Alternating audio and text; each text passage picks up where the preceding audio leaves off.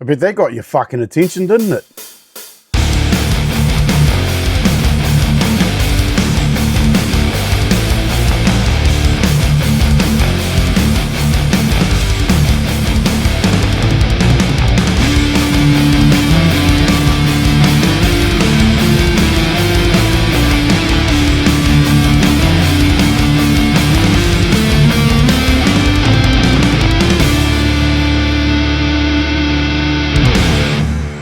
Let's fucking go.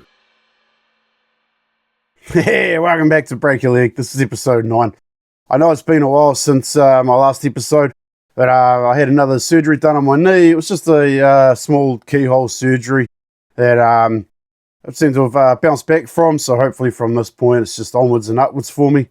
The inspiration behind this episode was from a friend of mine who he sent me a listing from Marketplace for a set of drums. And he was just asking if I thought they'd be any good for him and his young boys to be jamming on. And my response to this, they look pretty good. They for the price, they looked to be in pretty good condition and all that. But they weren't very practical for his living situation. He is living, of course, in suburbia. And no doubt there's going to be a Karen that's going to be living very close to him that's going to complain. Fuck, I would know. Of course, I've fucking got one myself. So I suggested to him that he gets an electric kit. I can hear all the purists fucking yelling at me through the screen already.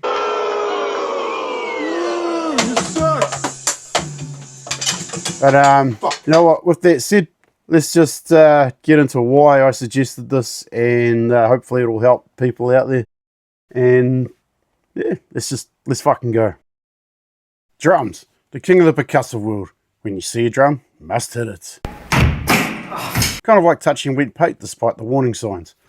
And there are heaps of different drums to choose from. Not just drum sets, you've got congas, bongos, goblets, nagaras, and timbales, just to name a few. Even the triangle is a percussive instrument. I would know because I was always the reject kid who had to play it in music class. How many lessons you need for a triangle? I'm here for my triangle lesson. Start her up, mate. Ding, pretty good. See you next week. Anything you can tap, bang, slap, smash, smack, and even thump becomes a percussive instrument. Just maybe not your kids. Can't get around, you little cunt! Get in line! Right up, inside, go! And with suburbia spreading as fast as the case of herpes does in Hastings, people have been packed into government-funded apartments with walls so thin, on one side you can hear the neighbours banging uglies, almost as if they're in the same bloody room as you.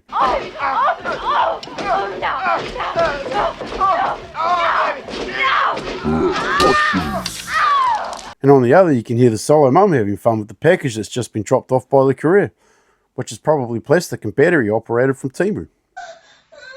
Not percussion.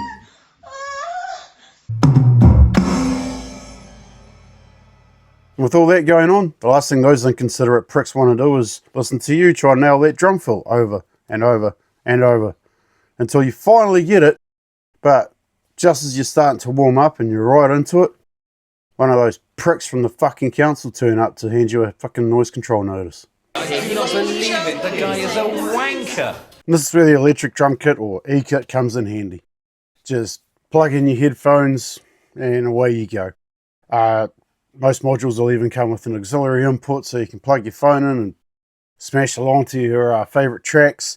Or even if you're in a band and you just want to send some WAV files over and you can play along to your guitarist's greatest fucking riff ever in the history of heavy metal. They're just incredibly versatile. They don't take up much room. I guess the starter kits don't anyway. There are, of course, some electric kits out there that look very realistic.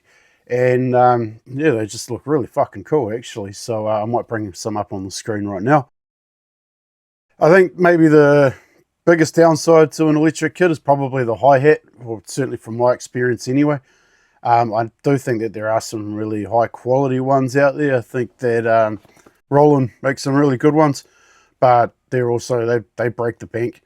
But they're just really, really handy. And so if your kids are thinking of wanting to take up the drums, or if they're taking up the drums at school, but you don't really have the place to put them, and you're not really in a situation where you can just have people jamming on them, or you yourself want to jam on them, but you can't really do it because there's just too many assholes around that'll, you know, fucking complain about the noise and that. Fucking shut up!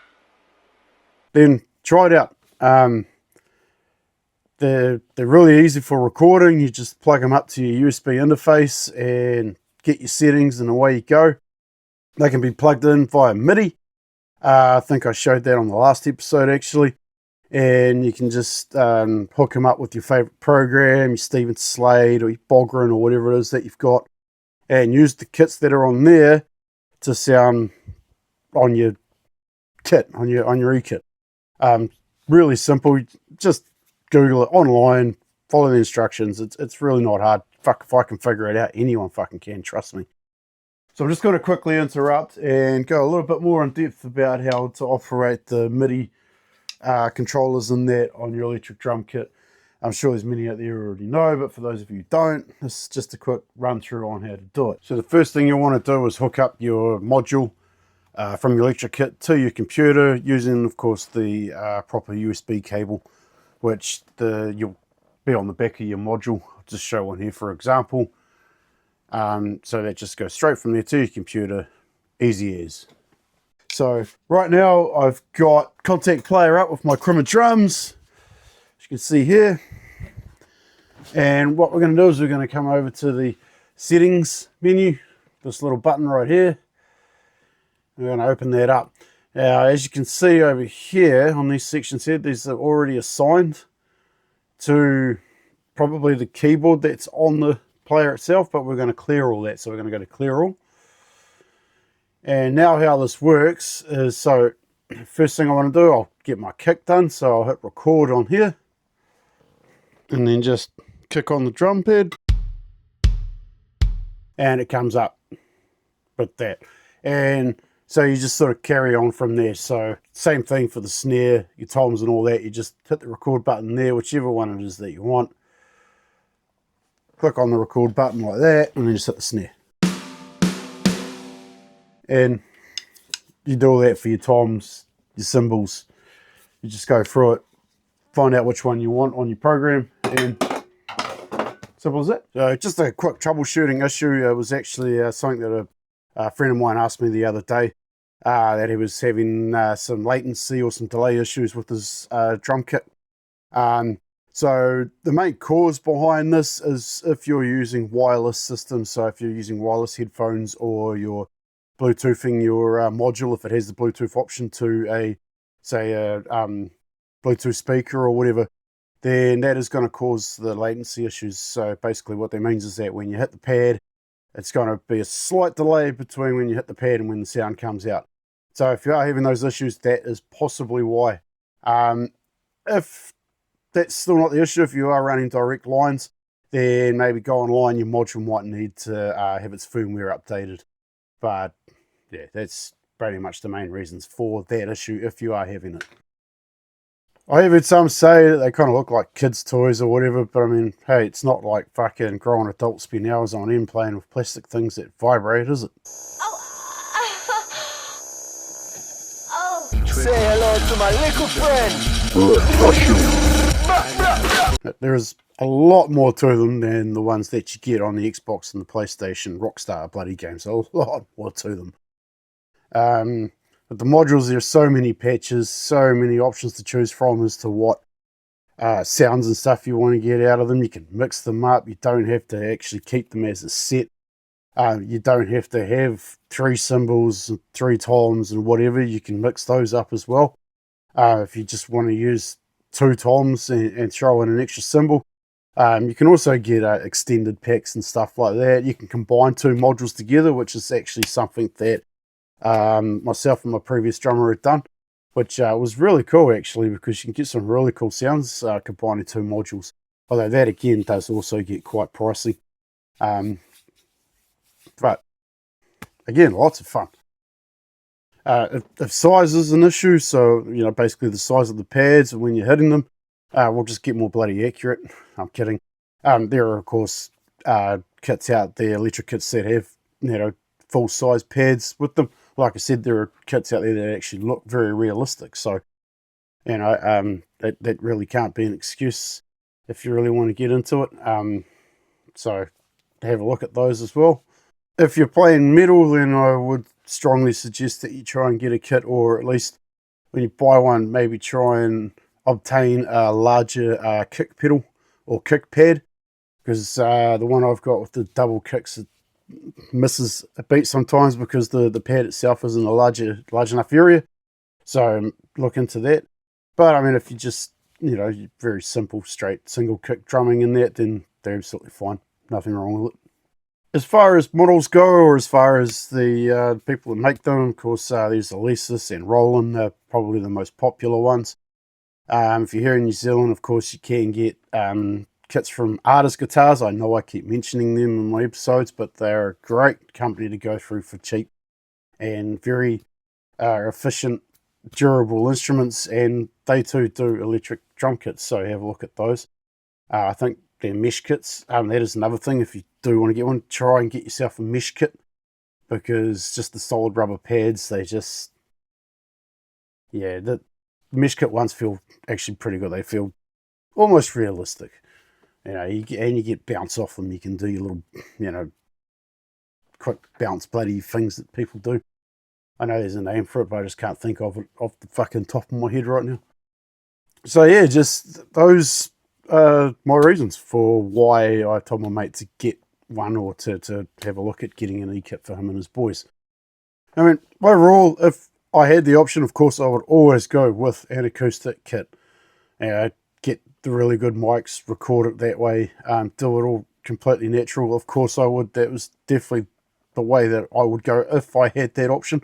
But I don't, and it's because I don't have that option, which makes it kind of easy for me to be able to, help people out there that are maybe in the same situation, and that's what this whole thing is about, is to try and do that. So, if you're in the situation where you can have a proper acoustic drum kit, then fucking go you. I'm jealous. But, if you are, then make the most of it, go hard. And just don't stop. Don't ever stop. Just keep going. So that just about wraps up this episode. If you made it this far, I really appreciate that. I'm guessing it's probably because you're falling asleep, or you've had to get right pissed to fucking watch all this. But don't forget to like, subscribe, throw in a comment, all that fucking jazz. That'd also be greatly appreciated. I hope some of the information that I've shared in this will help. I know my drumming knowledge is not that vast. I apologise to any drummers out there that might look at this and just fucking wonder what the fuck it is I'm on about. But I'm just trying to help people out there that, maybe just need a bit of a push, or a bit of encouragement. So hopefully I've been helpful to those who might need it. Like I said, my drumming isn't that great. I can keep solid beat perhaps, but when it comes to doing anything flash in that, well, I kind of look like possibly something I shouldn't mention on YouTube.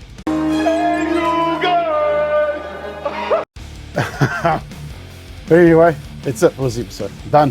Fucking had enough. Till the next one. I'll see you then. Fuck you, and rock on. See ya.